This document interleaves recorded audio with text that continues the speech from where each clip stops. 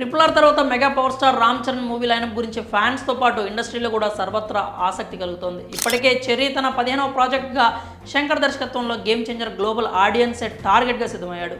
Shankar project అంటే ఎంత craze ఉంటుందో అంతే డిలే ఉంటుందని అందరికీ తెలిసిన విషయమే. అయితే ఆ గ్యాప్ని బుచ్చిబాబు RC16 అప్డేట్లతో ఎంజాయ్ చేయొచ్చని చెర్రీ అభిమానులు అయితే ఫిక్స్ అయిపోయారు. అంతేకాకుండా ఆ మూవీ కాస్టింగ్ కథ గురించి కూడా తీవ్ర ఊహాగానాలు నడుస్తున్నాయి. అలాంటి వార్తలను ఒక మీడియా సంస్థ ఖండించింది. తమకు సన్నిహిత వర్గాలు తెలిపిన వివరాలను వెల్లడించింది. ఈ సినిమా పల్లెటూరి బ్యాక్డ్రాప్లో వస్తున్నట్లు డైరెక్టర్ బుచ్చిబాబు అప్పట్లో ఒక ప్రకటనలో తెలిపారు. దీంతో అభిమానులు ఇదో మరో రంగస్థలం లాంటి బ్లాక్ బస్టర్ అవుతుందని ఎక్స్పెక్టేషన్స్ పెట్టుకున్నారు.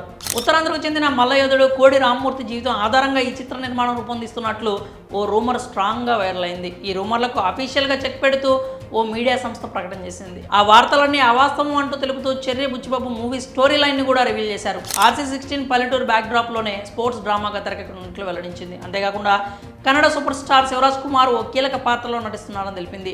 AR రెహమాన్ సంగీతం అందిస్తున్న విషయాన్ని అయితే అధికారికంగానే ప్రకటించారు. సోషల్ మీడియాలో నిన్నటి వరకు ఇది కబడ్డీ బ్యాక్డ్రాప్లో వస్తున్నట్లు ఊహాగానాలు ఉండగా సడన్గా నేటి నుండి క్రికెట్ బ్యాక్డ్రాప్ మూవీ అని ట్రెండ్ అవుతోంది. కాగా క్రికెట్ బ్యాక్డ్రాప్ అనగానే చాలామంది అభిమానులు ఫుల్ ఖుషి అయిపోతున్నారు.